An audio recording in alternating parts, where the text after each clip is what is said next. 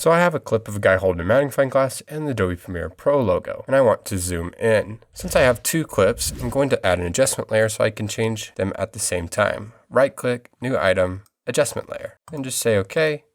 Drag and drop it over the top of the two clips. Now on this clip, I'm going to search for the transform effect, which is right here under distort. Drag and drop it onto the adjustment layer.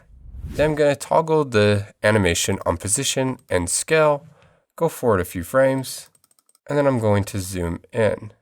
That's going to move both the Premiere Pro logo and the guy with magnifying glass. Now if I click this button right here, I can see the previous keyframe and I can watch it to see how that looks. It looks pretty good. And I want to add some motion blur. So I'm going to deselect this button here. I'm going to set it to 180. You can already see how that's adding some blur.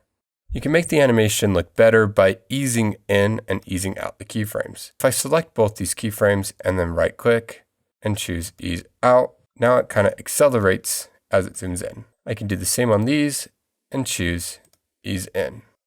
That does look a lot better, and we can adjust this even more by toggling down on these and see what's happening. We can zoom in using this slider, and then we could adjust the ease in and ease outs to be even quicker. Now it looks something like this. You can set a keyframe by clicking these dots. You can go forward a few frames to when you want to zoom back out, and then you can click the reset parameter button on the scale and the position, and that will put you back where you started.